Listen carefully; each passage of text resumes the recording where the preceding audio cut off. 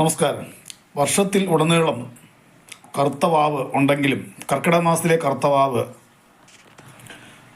നമ്മുടെയൊക്കെ ജീവിതത്തിൽ ഒരു പ്രധാന ദിവസം തന്നെയാണ്. ഇത് പറയാൻ കാര്യം, ജീവിതത്തിൽ നമ്മൾ എന്തെല്ലാം നേടിയാലും നമുക്ക് ജന്മം നൽകിയ മാതാപിതാക്കളോടും വരില്ല യാതൊന്നും തന്നെ. ആ പിതാ, ഗുരു, ദൈവം എന്ന് തന്നെയാണ്. ദൈവത്തിന് എത്ര സ്ഥാനമാണ് നമ്മൾ കൊടുക്കുന്നത്? 4-ാം സ്ഥാനമാണ് അല്ലേ? ആദ്യ സ്ഥാനം ആർക്കാണ്? മാതാവിനും പിതാവിനും. അവർ തന്നെയാണ് യഥാർത്ഥത്തിൽ ദൈവങ്ങൾ, ഓരോ മനുഷ്യൻ്റെയും അല്ലെങ്കിൽ ഓരോ വ്യക്തികളുടെയും. അത്തരം ദൈവങ്ങൾ സ്മരിക്കുന്ന ഒരു ഓർമ്മ ദിനമാണ്. ഇതര സംസ്ഥാനങ്ങളിൽ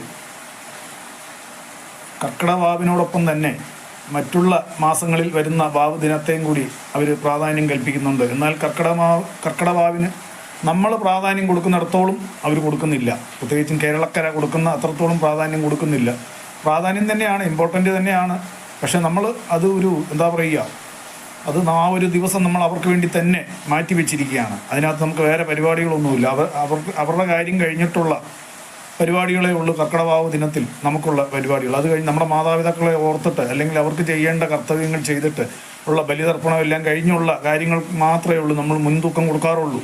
തീർച്ചയായും എന്ത് തിരക്കുണ്ടെങ്കിലും മരണപ്പെട്ടിട്ടുള്ള മാതാവിനോ പിതാവിനോ അല്ലെങ്കിൽ മാതാപിതാക്കൾക്കോ നിർബന്ധമായും നമ്മുടെ വിശ്വാസം നഷ്ടപ്പെടാതെ തന്നെ, ആ വിശ്വാസ ചൈതന്യം നഷ്ടപ്പെടുത്താതെ നിർബന്ധമായും കർക്കിടക മാസത്തിലെ വാവ് ബലിതർപ്പണം നടത്തുക തന്നെ ചെയ്യണം. നമുക്ക് ജന്മം നൽകിയ മാതാപിതാക്കളോളം ആവില്ല മറ്റാരും തന്നെയുമല്ല, അവരില്ലാത്തടത്തോളം കാലം നമ്മൾ അനാഥർ തന്നെയാണ്. അപ്പം അത്തരം ആ ദൈവങ്ങളായ ആ മാതാപിതാക്കൾക്ക് മക്കളായ നമ്മൾ ചെയ്യേണ്ട വിശ്വാസ ആചാര ബലിതർപ്പണം നിർബന്ധമായും ചെയ്യുക.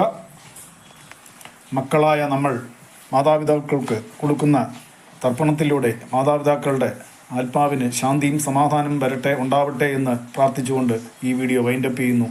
നന്ദി, നമസ്കാരം.